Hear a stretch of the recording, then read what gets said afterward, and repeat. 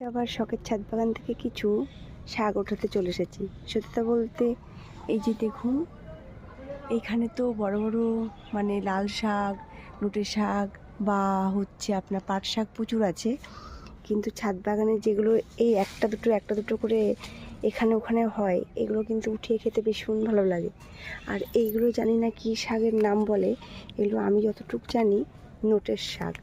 আর আজকে কিছু এই যে ছাদ বাগান থেকে আমি নোটের শাক উঠাবো। এবং এইখানে এই যে দেখুন, এখানে কিছু বার হয়েছে, বা এই যে কচি কচি এখানে মিষ্টি কুমড়োর পাতাগুলো সাইড থেকে আপনার কেটে দিলে গাছটা ভালো হবে, সেইগুলো নেব। কিছু লাইয়ের পাতা নেব, কিছু এখানে দেখছেন কচুর শাক হচ্ছে, কচুর শাকটা নেব। নানা রকম শাক আজকে আমি ছাদ বাগান থেকে ওঠাবো। আর নানা রকম ছাদ বন্ধুরা খেতে কিন্তু ভীষণ সুস্বাদু লাগে। আর এখানে দেখুন এই যে লাল শাক বসিয়েছিলাম, এতে প্রায় ডাঁটা হয়ে গেছে। এইখানে দেখুন সব ডাঁটা হয়ে গেছে, এগুলো কিছু কিছু করে খালি করে দিতে হবে। আর দেখবেন এইগুলো যখন পেকে যাচ্ছে, যে কিছু বীজ নিচে পড়বে, দু একটা করে নানা রকমের শাক বার হবে।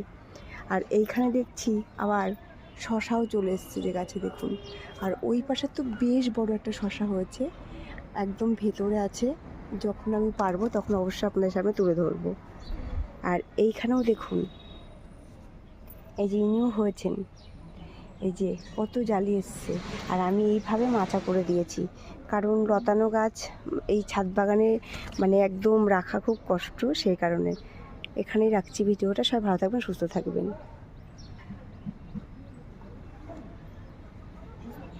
এত রোদ্দুর ছাদ বাগানে আমি যে শাকগুলো উঠাচ্ছিলাম ভিডিও বানাতে বানাতে মোবাইল বন্ধ হয়ে গেল। দেখতেই পাচ্ছেন প্রচণ্ড রোদ্দুর। আর এই যে ছাদ বাগান থেকে বললাম আজ কাতারি পাতারি শাক ওঠাবো, তা আজকে দেখুন এই যে কচুর শাক, কুমড়োর শাক, নানা রকমের ভ্যারাইটির শাক আমি আজকে কিন্তু এক ঝুড়ি উঠিয়ে নিয়েছি।